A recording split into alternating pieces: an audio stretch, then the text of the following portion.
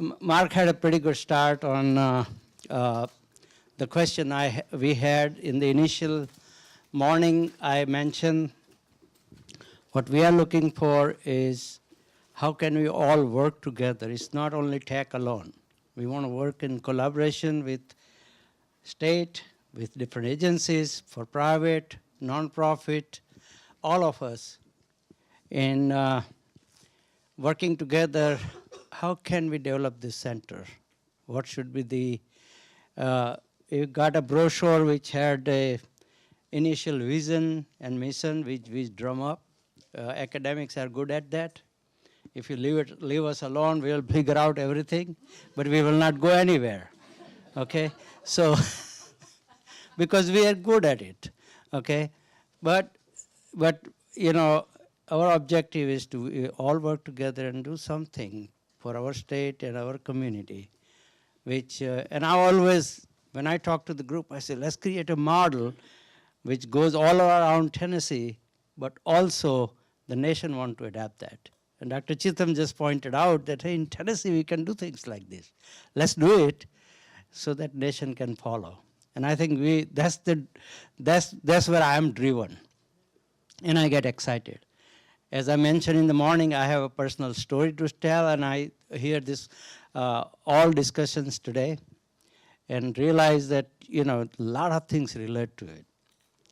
And the last session, and as you can see, we had 3 parallel panel discussions in 3 different areas. Of course, the last area we kept it last, which is the most critical area because it addresses, you know, what is the solution? What is the economics of this? You know, and what are the issues?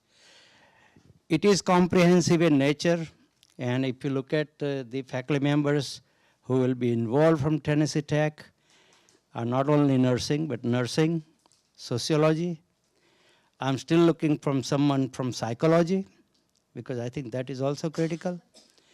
Okay, from computer science, okay, from IQ, okay, and from education. Amy is there from education. Human ecology, which they are looking into nutrition area. We also have an exercise and physical science program. And we will have faculty members from that involved as we build our centers. As well as not only those faculty, but you can look at the students from all of those departments coming together, working with this community towards creating the goals of this center. And our thinking is, as we move forward, we'll have a vision and mission, but then we'll have what I call an advisory council of key stakeholders and people who have done it, and that advisory council will guide us so that it will keep us in the straight line towards the fulfilling our goal. And I always believe in 3-tier system, and the 3 tiers are, we are academics, so we're going to create knowledge, okay? So we're going to do research. We're going to publish papers and things like that. But the second tier is what I call tools and technology tiers. And the third tier is what I call product. In this case, our product is what kind of things we're going to deliver to the community, especially in the caregiving area. And when I presented this to the faculty, I said, I have a very selfish interest. This year I'm 66-year-old and I'm getting there. So I want to, this is my planning for future. And, you know, but that is very true. We are all getting there. I have the entire life, we found out when my son was 10 months old that he has CP. And it took me a couple of months, you know, for 2 months he said, why? You are young at that age. And I said, why us? You know, it took my wife 6 months. And after that, you know, we thought this is the blessing to us. And that he has made a good person, good people because of him. And most of my success in my life, I dedicate to him. He's the baby in the house, and it's a joy, you know. So what I'm saying is that I very well agree, family is very, very critical. And in our country, and not our country, everywhere else in the world, the family is changing.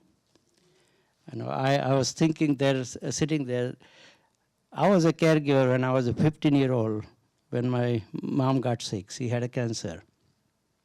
But I was not the only one. We are a huge family, okay? 5 brothers, 6 sisters, and their wives and grandkids of my father's. Everybody contributed. And when we were talking about the care which nurses take, at the age of 15, I used to take pulses of my father, and note it for the doctor when they come so they can see the record. One of my brothers who was a little older than me, he will take his blood pressure. Okay, and so families, caregivers could be trained on some of those things. More recently, my son was in hospital, and we realized he has aspiration pneumonia, so we put him in a feeding tube now.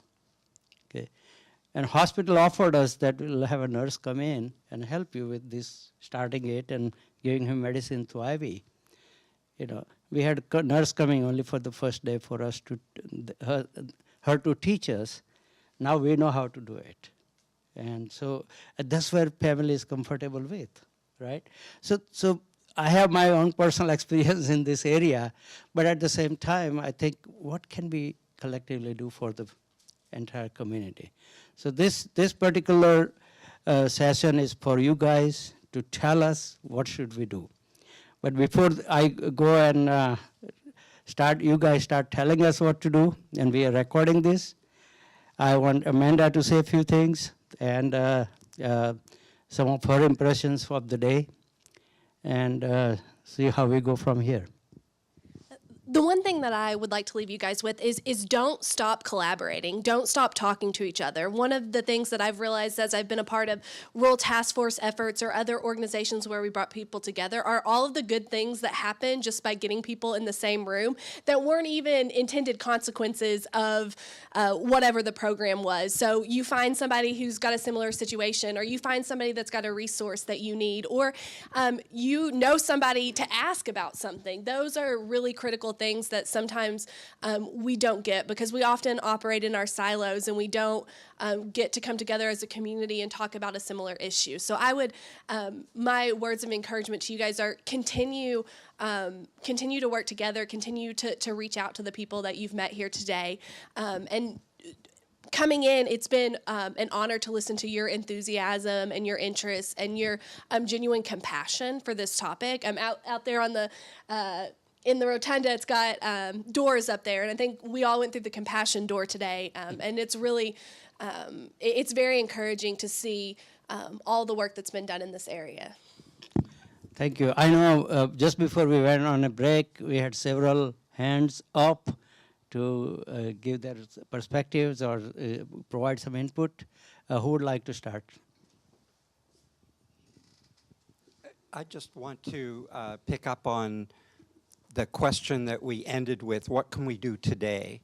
And I'm going to steal, I've heard him say this so many times, Jim Henry, now Deputy Governor, when he was the first Commissioner of the Department of Intellectual and Developmental Disabilities, and given his history as a legislator and somebody who'd run for governor and had built a business in the private sector, he so often said to audiences, don't wait till the legislature's here. Legislators are too busy to meet with you then. So think about it. We're almost at Thanksgiving, then it'll be Christmas, and pretty soon the legislature will be back. The time to lobby is now. It's a very narrow window. But if you wait till the legislators come back in January, you've missed the opportunity. And it's amazing how many issues people have to deal with. Many of these you know little about.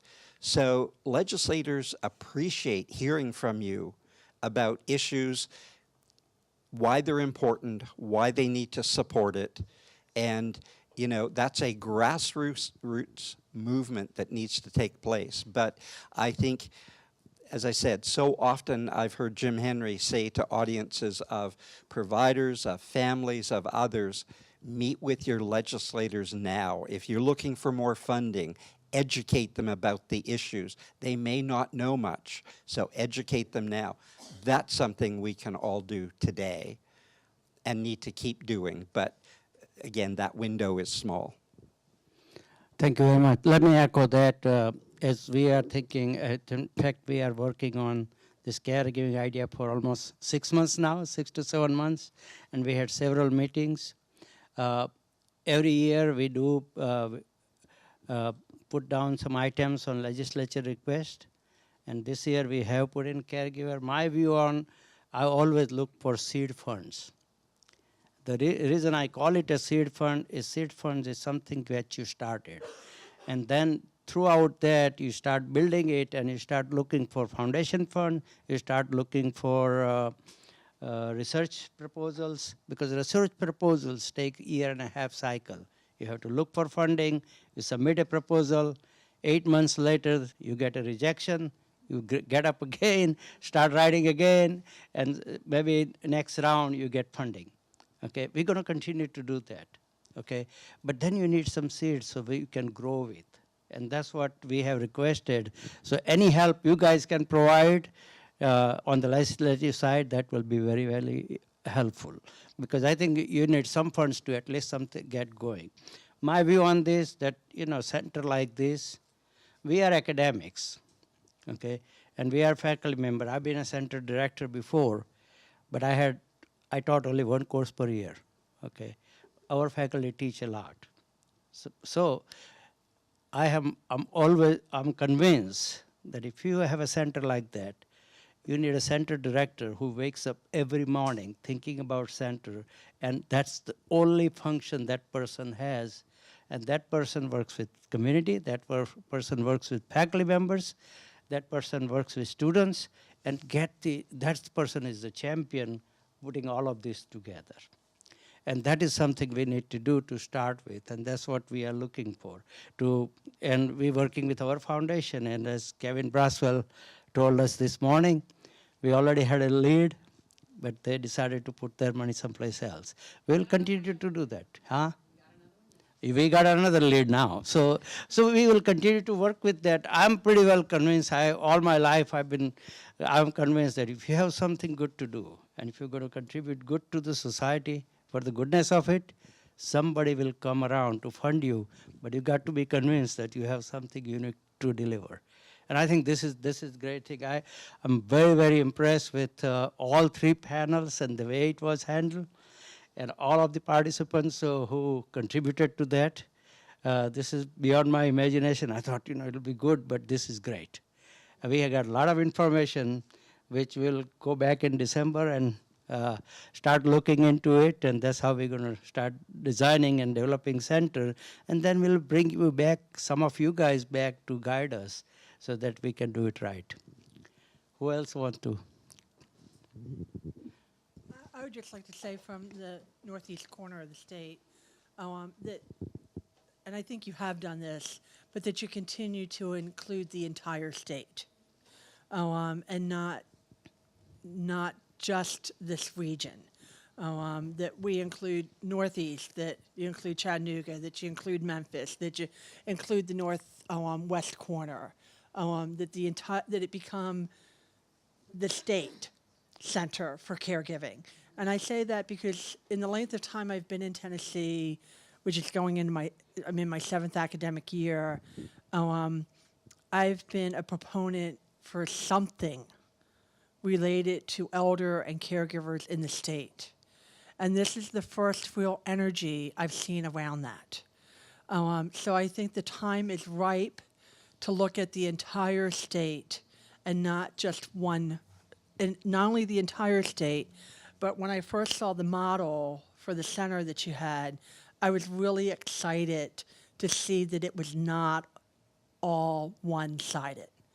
So I would say to encourage to look at the model that you developed on paper and how that can be operationalized and include the entire state. I know that that's a very general type answer, but I think it's a good representation of what the needs are of caregivers in the state. Thank you. And as you can see, I reached out to you, And we met also in Johnson City while I was there. Yes, we are very inclusive in nature. We want to include.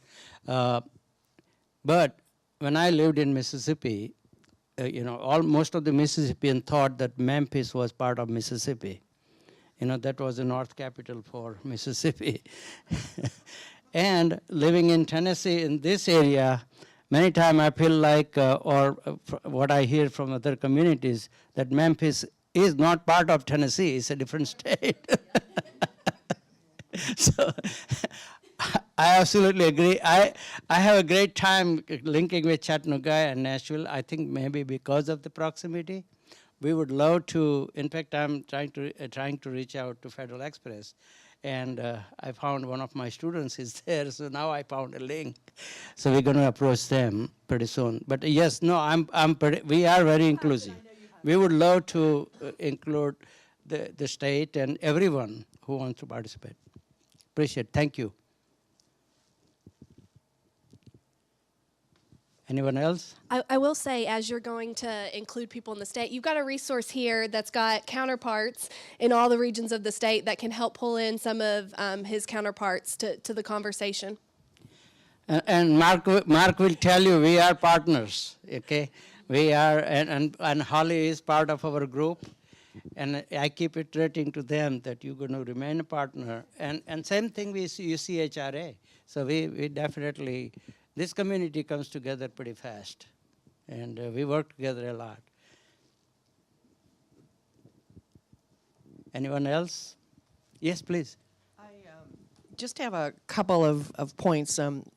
My professional background before I retired was in project management, and I worked for a large software company, and to deploy that kind of product across multiple corporations, SAP as the company, is huge, and so I would encourage you to go exactly as you are going forward with getting the right resources on your team to represent all various points of view on this, to certainly start to where you've got deliverables, or a product might not be the final product, but at least something that is a deliverable to show that. And then last but not least, don't forget the caregiver out there. Whether or not it's focus groups and you talk to them, I mean, to put a product out and then here we've got this, I turn a resource directory over to a caregiver and it's not in the right order or sequence or whatever, that's not a usable product, I don't think is good. So it's great that Ken was here to give us his perspective on that. And I know a lot of us have caregiving experience also, but it's that person that's in the trenches day in and day out, and there's days they just want to go home and, chug a couple of vodkas because they just, and that's why respite, for me, respite care is the #1 single thing that I can see throughout our community right now. So, anyway. Holly, yeah. The respite services, thank you. The respite services, as well as just the other direct services that we can provide in the home.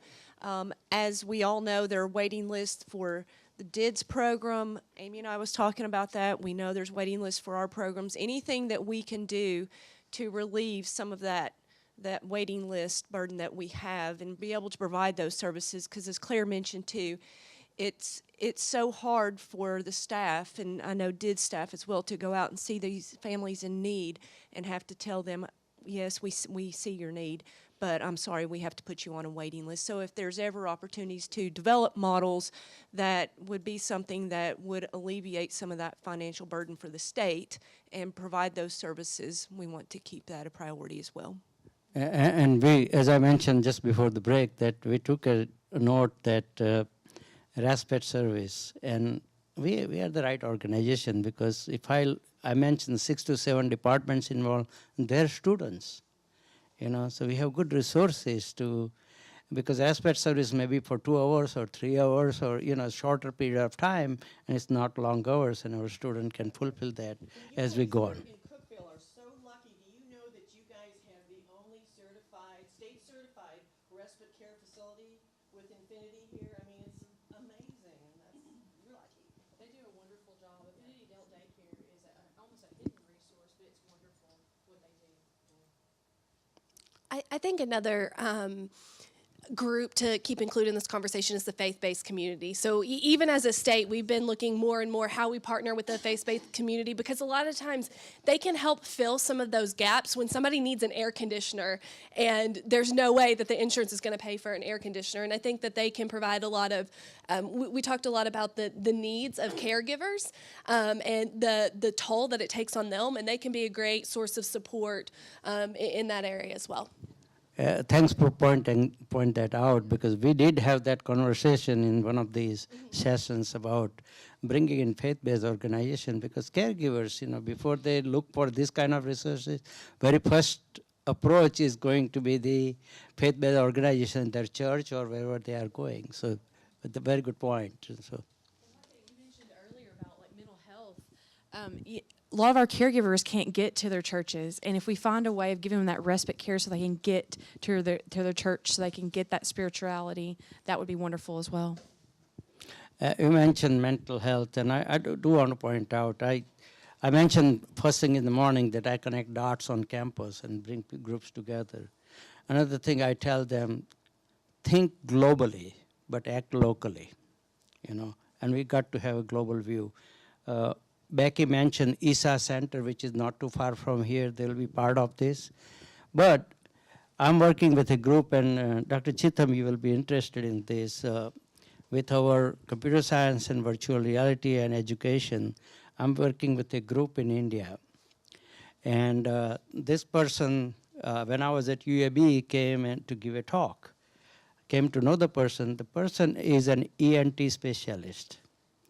But India had no awareness of autism a few years ago. And many parents will bring their kids to ENT for ENT specialists to evaluate the person and for their ENT problem. And after several cases, this doctor realized that most of these kids have no ENT problem, but they are autistic. So he started learning about autism, and he created a very, very comprehensive solution. And if anyone is interested, his organization is called DOST, D-O-A-S-T. So if you look at www.doast, DOST, I don't remember whether it's org or com at the end, but DOST, if you enter DOST Chennai, India, then you will get to his organization. Recently I'm communicating with him, because he want to bring in all different solutions. So he's bringing herbal medicine, he's bringing massages, bringing different kind of stimulants. He's looking at Western medicine too. So all kind of approaches and he has very, very good success. Last time I went was 2 years ago. He had a student graduated from autistic school, his school, as a mentor for other students there. And his programs involve that parents need to be there. So parents are there. He had volunteers there. And this is a husband and wife team. He makes his money into ENT and spends on autism because he does not have any own kids. So he spends on those. It's a nonprofit organization. They're doing fantastic job, and we are working with them.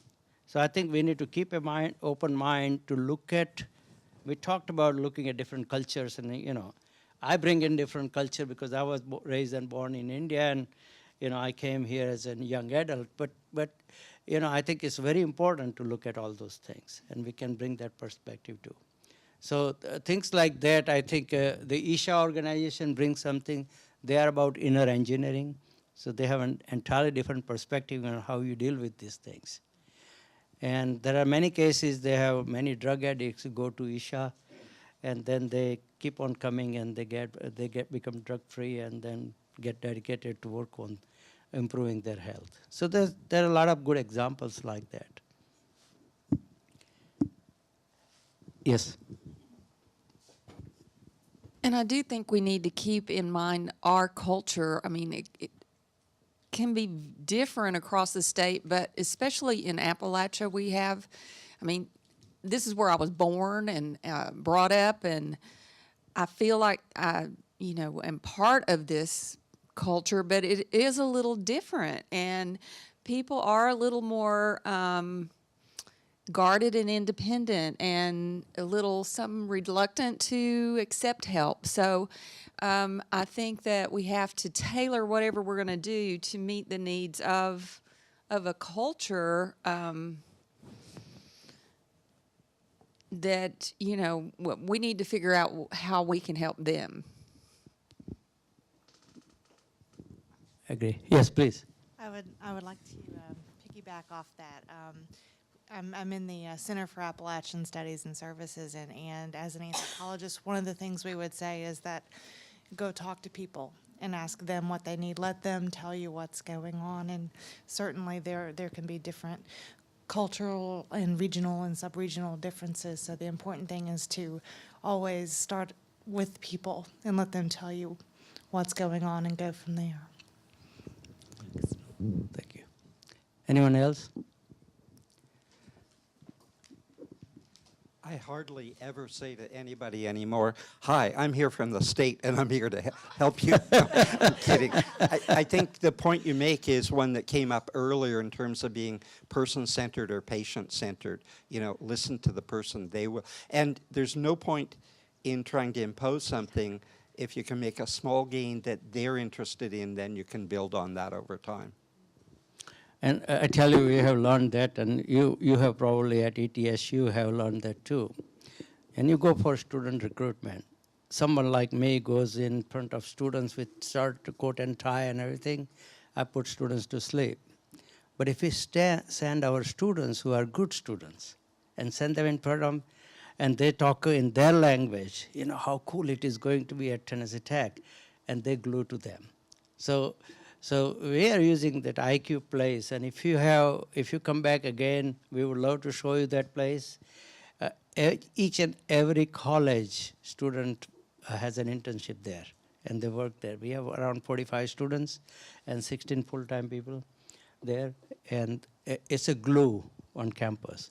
And that's the type of things, you know, this young population, and that's where the educational institutions are changing.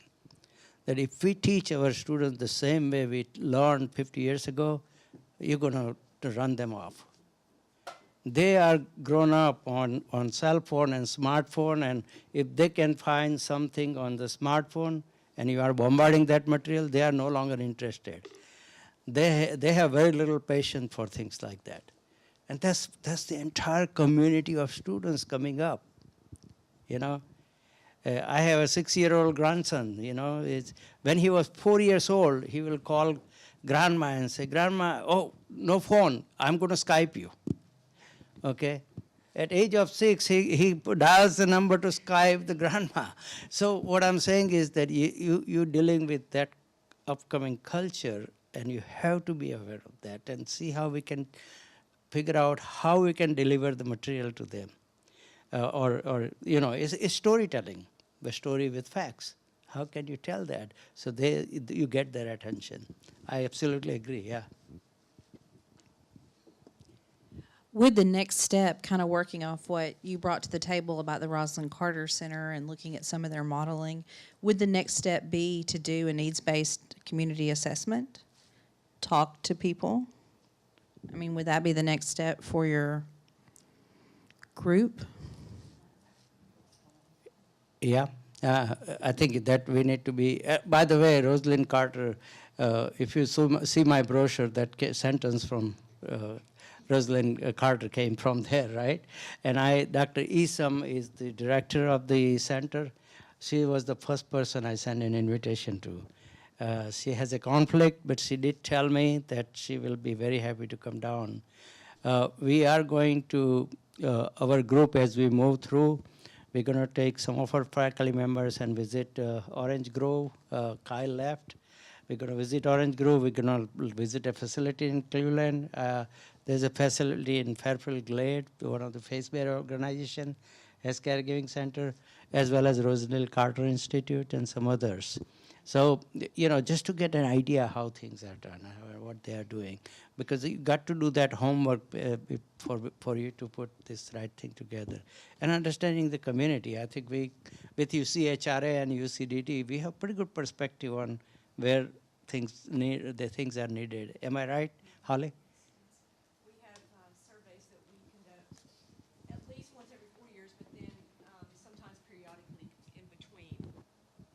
So we do have access to that data. Sometimes that data does come from UT out of Knoxville. Sometimes the state office does contract with them to provide those studies. So, and then there's Henry Bowman in our office who has lots of data. As many of you locals know Henry, he is full of statistics. So yes, we do have access to that. And this question is actually for you, Holly. Since you said that you all have that resource database, 100 and however many organizations or, institutions, organizations for help, would it be helpful to compile them in one useful place, like the lady with Fairfield Glades said she did? I mean, or do you do that already? I mean, and then how do we get that information out? Because it seems to be that's a big service. If it's already there, but we have to be able to communicate it and get it in front of the people who need it. Yeah, that has always been the biggest challenge for us. Well, there's been two challenges related to the resource database. One is keeping it current because it is constantly changing. You could have somebody dedicated full-time to that, honestly, just for the Upper Cumberland region. What we do is at least once a year, we go through and update that database to make sure that the resources that are in there are still current, and then see if there's others that we need to add. We have never published an actual resource guide for a couple reasons. One, because by the time we did, it's out of date, exactly. Second, it's for financial purposes because it would be very costly to do that, and we've just never had funding to be able to do that. There's a lot of benefit in it. Yes, we encourage folks to call us. You have a lot of folks that will call us for those resources. The state office is working on merging the resources and creating an online database for those. Yes, but I still think there's a population that does need that printed resource guide to flip through. So it would be very beneficial to at least have the ability to have some of those distributed when need be. Once again, I don't think you would want to do a large production of that because it is constantly changing, but I think there's a lot of benefit in that. Especially for out-of-state caregivers, that's where we seem to get the requests for the printed versions. Now, what we will do is if there's a specific area of a resource they're looking for, maybe housing, for example, then we will print that particular section out in whatever county that they're looking at, and we can send that to them. But as far as printing all 1,500, that's not something we've ever been able to do. Yes. So in that same vein, the resources are so important. As a researcher, the other thing that becomes important are the numbers to support the grant applications. So having a central clearinghouse that provides those numbers that are specific to Tennessee and the impact that it has on Tennessee becomes important also. It sounds like AARP already has some of that material, and that might be another good starting place to address. Agree. Yeah. Anyone else? Dale, anything? I'm hesitant to say this out loud, but I'll say it anyhow. I know Dr. Easom and her staff very well.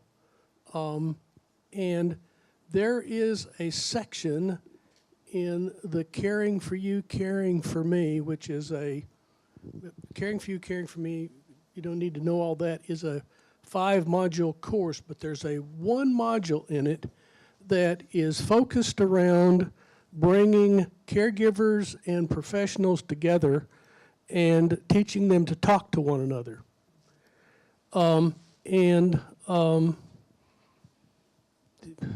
I've taught it in a lot of places, and a lot of people have taught it in a lot of places. It's something that could be taught easily to somebody in each of the counties,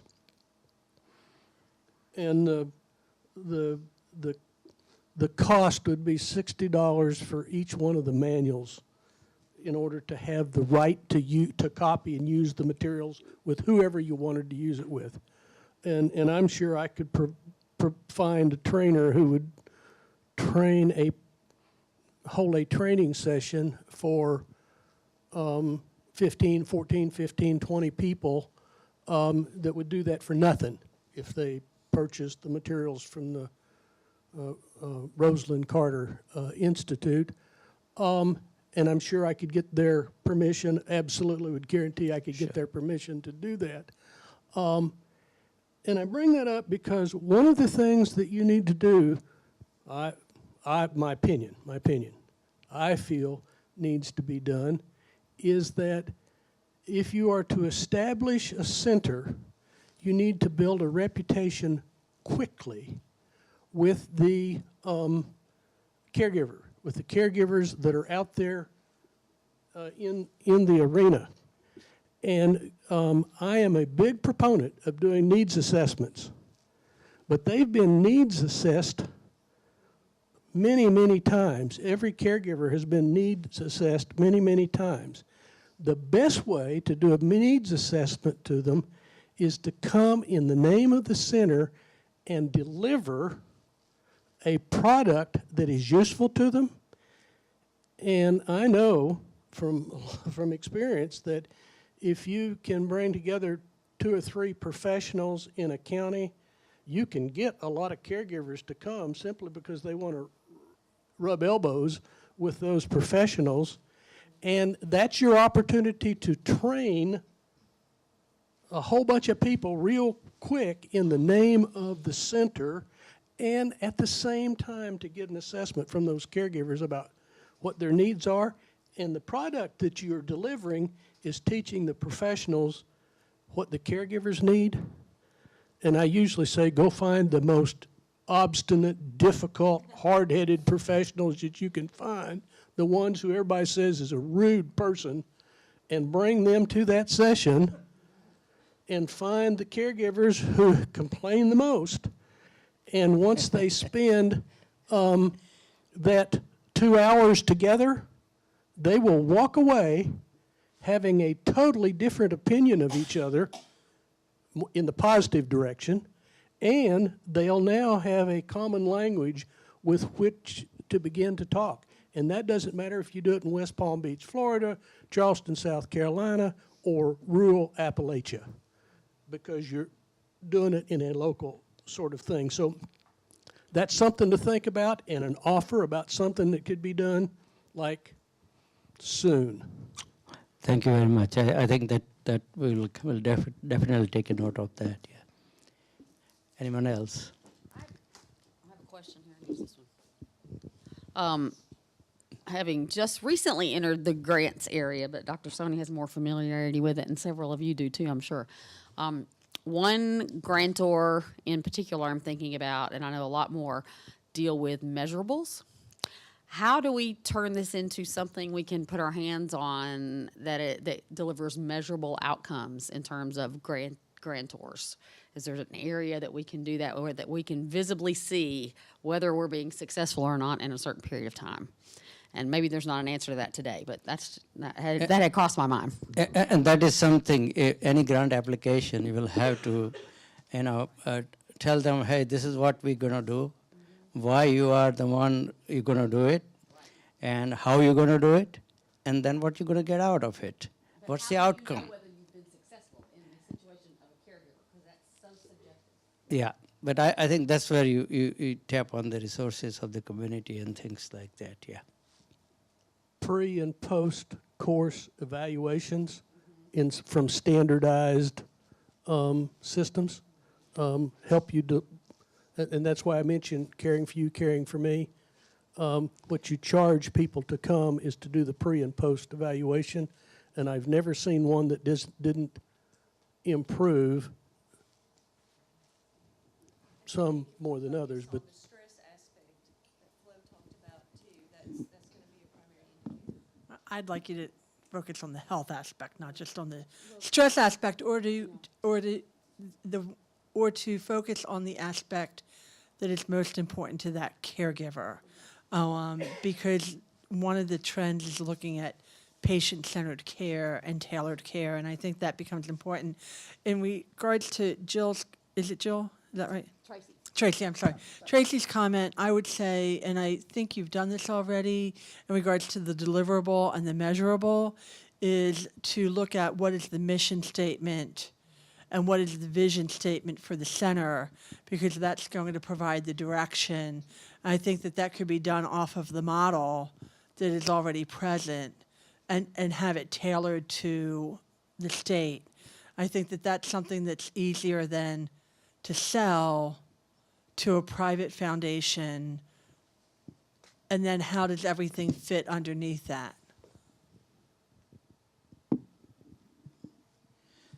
Anyone else?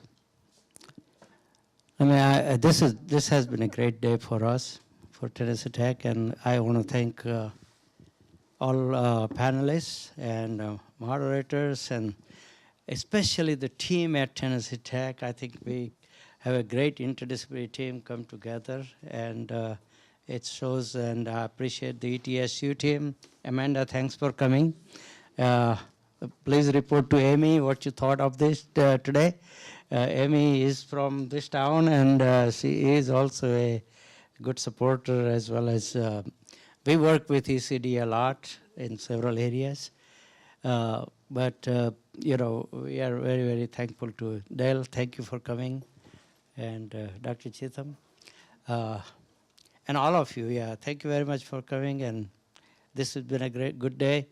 We'll analyze that. Tony will get early December. We'll get together the entire team, and then start thinking about the next steps.